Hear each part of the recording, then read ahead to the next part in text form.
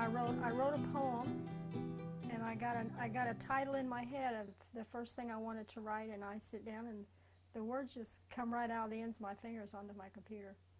And if I don't write it when I get the idea, I lose it.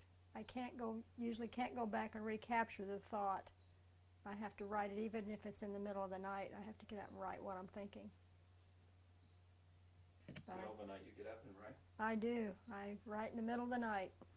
If I wake up and I get something in my mind, I think about it, and I have to get up and put it into words right into the computer right then, or I'll forget it.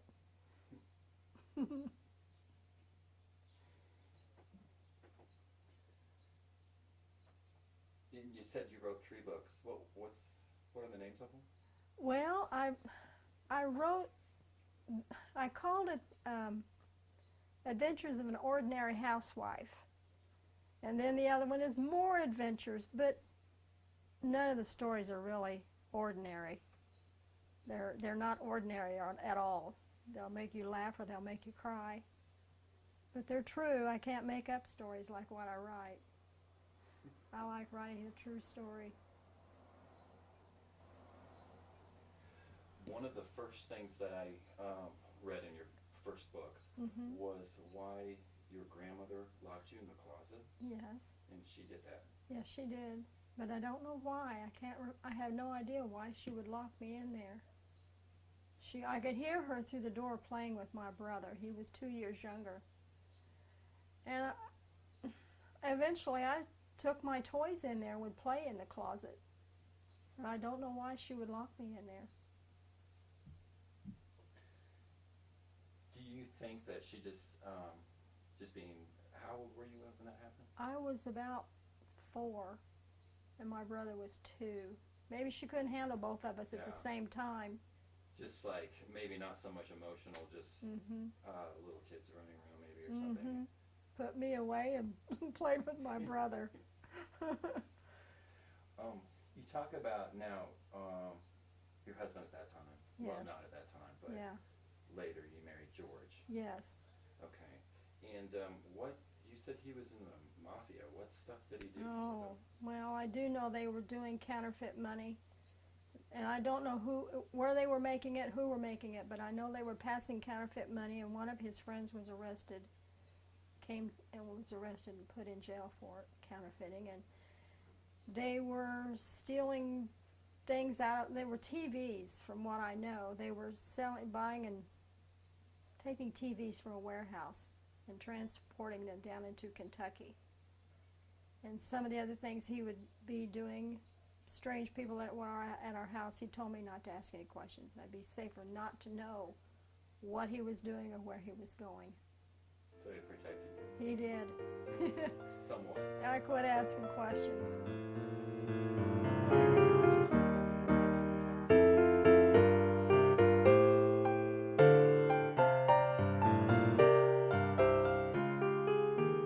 I'm thinking, oh my God, what I'm about to do in front of my child will put me in jail forever.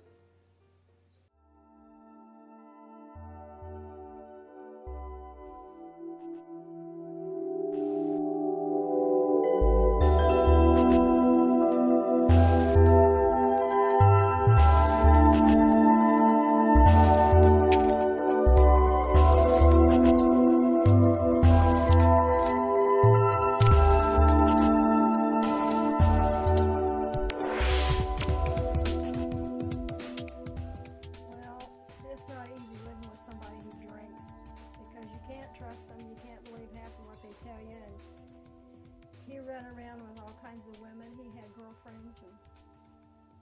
But what led up to it was when he told me one Sunday morning he was going to go to Florida. Well, he was going to leave. He was going to take his cousin back out to the highway to go back to Texas. And he said he'd be back in about an hour, and he didn't come back. And he was gone for 7 days. And I couldn't file a missing reports on him because they told me he left on his own accord. And every time after that, when he come back home, when he would go to work, I would be afraid that he wasn't coming back. I just lived in a constant fear, constant anxiety all the time. And I never thought that I could take care of myself. I never thought I had the smarts to get a job and take care of myself and raise 2 kids. I was so dependent upon him. And that one last night, I had gone to his sister's for a party, and I fell and almost broke my ankle, and here I was sitting up on the couch, and he brought me home, but then he said he was going to go out and with his friends. And I was terrified he wasn't going to come back home. And I got a cab, and I went out looking for him from bar to bar, where all the bars that he used to go drink, and I couldn't find him anywhere. And about 4 o'clock that morning, I'm sitting on the couch, and I thought, I'm tired of living in this fear. I'm tired of worrying and being scared, so I went and got his shotgun, and I had it under the pillows of the couch. And I made up my mind I was going to get rid of all my problems by just shooting him. And he came in the door just before 6 o'clock in the morning, and I had that shotgun, and I had it loaded, double-barreled, and I held it up, pointed right at his belly. And I asked him where he had been, and he told me to shut the F up. It wasn't none of my business. And he said, go ahead and pull the trigger and do us both a favor. And my daughter was about 8 years old. Melanie came out of the bedroom, and she said, Mommy, the tooth fairy didn't come last night. And when she said that, I'm thinking, oh my God, what I'm about to do in front of my child will put me in jail forever. And I took the gun back, and I stuffed it back underneath the cushions. And she saw me, but she never asked me any questions. She just said the tooth fairy didn't come. She had lost her first tooth that day. And I forgot all about focusing on my children. I was focused on him. But he got rid of the gun the very next day. I never saw it again. I don't think he ever brought another gun in the house again after that. But to this day, Melanie can still tell you what we were wearing. She knows exactly what we were wearing that day, and she's 43. But I think God used my little girl to stop me from committing murder, because I had every intentions of killing him. I wasn't going to live like that anymore.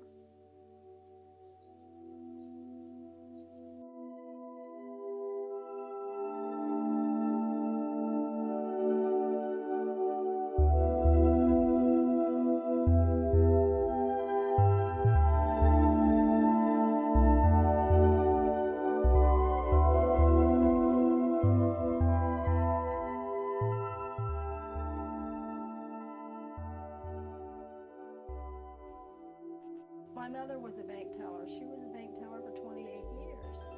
And she said, take your application and put it in at some of the banks around here. So Barcon's Credit Union was where I left one of my resumes. And they called me and hired me that very day when I went in for an interview. And I've been there ever since. And I love it. I really love what I do. I love not just counting money, but I love meeting the people, and I love hearing their stories, their life stories, their adventures, their vacations, their new babies that are being born, their weddings that's going on. But it breaks my heart when somebody comes in and they tell me they have cancer, or they're struggling with a marriage.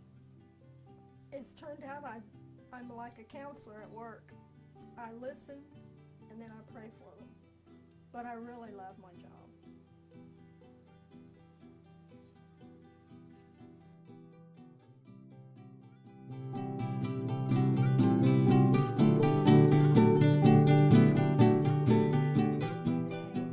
And the girls had started complaining that they had to go to the Franklin house.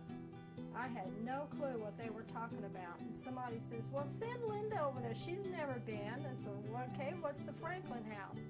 And they laughed.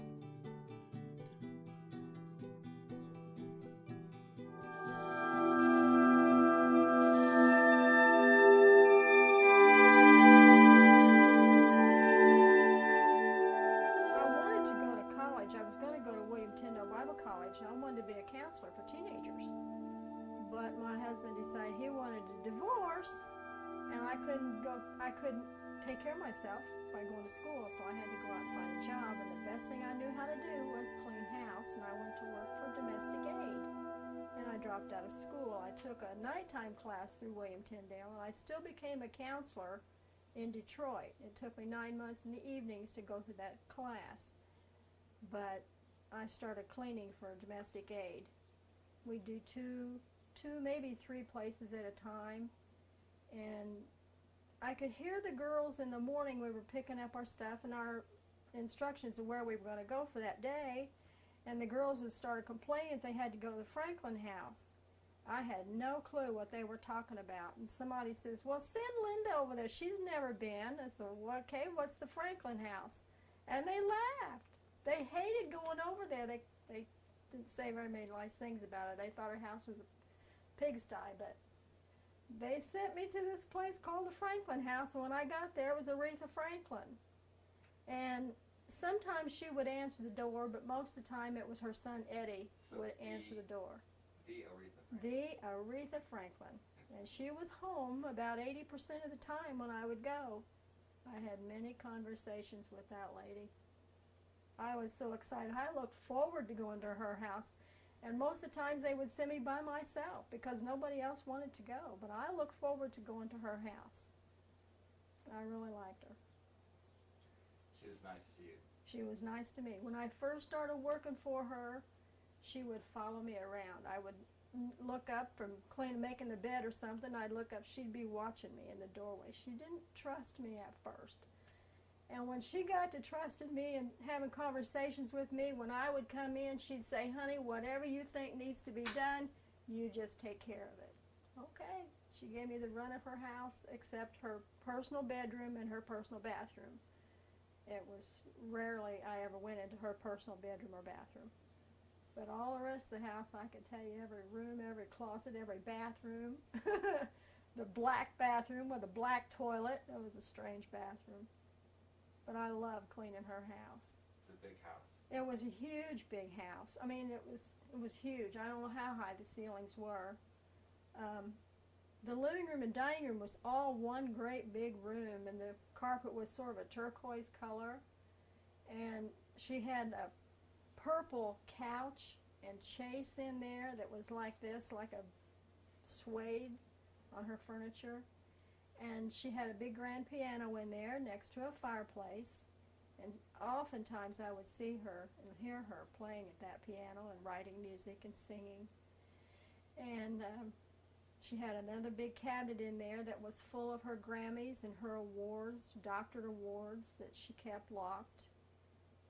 The piano was covered with pictures of her family and tapes, CDs. It was covered with music. Did you ever hear her sing songs that later on you heard Oh, on yes. the radio? Yeah, she was in the midst of writing a song back in the 80s, but I can't remember now the name of it. But I watched her scribble it on yellow legal papers, what she wrote on to write her music, write the words to her songs.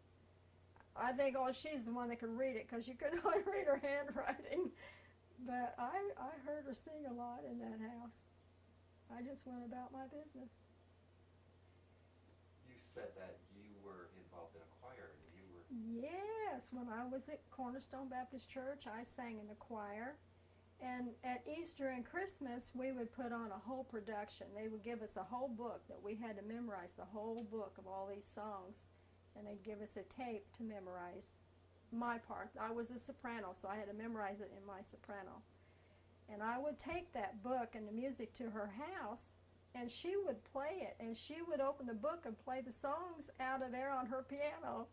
And I'm thinking, this is so cool. I'm sitting here singing with Aretha Franklin from my church music. And I loved that. I really loved that time with her. It was so fun. And we had a Christmas program we were going to do, and we were getting ready to do a dress rehearsal one night. And I had the keys to the church because I also cleaned my church. And I tried my best to get her to come to a dress rehearsal. I told her I could hide her up in the balcony where the lights were not on, and she could watch our dress rehearsal, but she wouldn't come. She was so afraid somebody would see her, and then it'd be all over the media, and she just didn't want that hassle. But I got that close to getting Aretha Franklin to my church. In the 80s, that would have been the time the Blues Brothers movie? Yes. Do you remember any of that? Yes, Yeah. I remember that movie. Yeah, she did a good part in that movie. Yeah. I don't remember seeing any famous people at her house when I was there to clean. She did have them there after I cleaned. Later that day she would have people over. And she had one hallway that led from the front part of the house to the back part of the house. And on both sides of the wall she had famous pictures. She had pictures of famous people on both sides of those walls. And they were all autographed. I loved that. I was amazed at some of the people that she had hanging on her walls. And then she had another room that was just full of gold and platinum albums and her 45s, the gold 45s that she made. There was one room just full of those hanging all over the walls. We weren't allowed in there but just a couple of times, just to feather dust and to vacuum the carpet. That room was off limits. But I loved that room.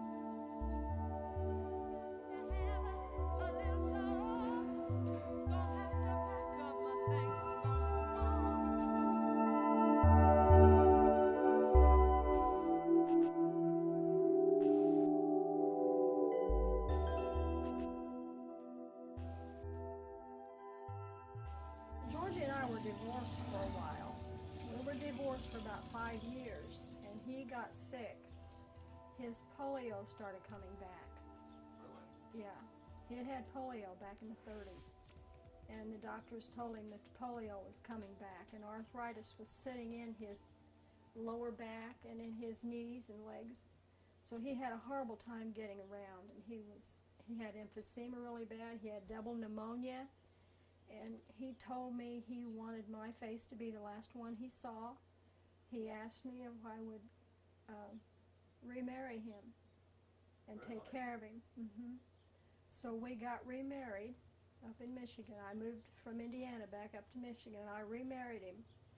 And then he went to the doctors up there from Beaumont Hospital. They sent him back into a wheelchair and told him he'd have to be back in a wheelchair and back on. He had canes. He had to walk with 2 canes or use his wheelchair. And so he retired from engineering, and we moved to Columbus because my mother lived here and his mother lived in Greenwood. And we lived here from 96 to 2001 when he passed away. He had a massive stroke in that back bedroom. And I was the last face he saw.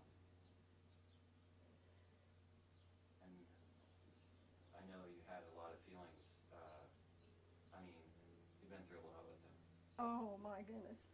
You name it, whatever marriage problem you could think of, I probably experienced just with him. I mean, he physically, he mentally abused me, verbally abused me. I never knew, several times, not just that 1 week when he disappeared. He would disappear for 2 or 3, 4 days at a time, and I had no idea where he was or when he was coming home. That's why I was always feared when he left the house. I never knew when he was coming back. Especially some of the people that he ran around Especially with some of the bad people that he would run around with. Yes. That is, So, when he died, the night he died, my daughter was in the room with me. Everybody else had gone home. And she turned to me and she says, "Mom, you're finally free." She knew, because when she was 13 years old, she said, "All I want for my birthday is for you and Dad to get divorced." The kids were even miserable. But my mom and Dad stayed together for years. His mom and Dad stayed together for years. I just thought that's what you do. You do what you got to do, and the kids, so you'd have both parents at home. That's how you raise your kids. But nowadays, people don't stay together. They get divorced over a lot less than what I went through. But I buried him, and I still go to the cemetery and keep flowers on his grave. Yeah. He's buried here in town. He's buried at Garland Brook. Where was he from? He's from Indianapolis. Oh, okay. Yep. He was 11 years older than I was. Oh, okay. That is amazing. So the emotion that went through with you, was there a sense of relief? Or not? After he passed, Yeah. oh my goodness, it was more relief feeling than I ever expected. Nowadays I tell people that I never knew happy could feel so good. And that's true. I never really knew happiness till my mind was free from all that anxiety and worry. I'll never go through it again.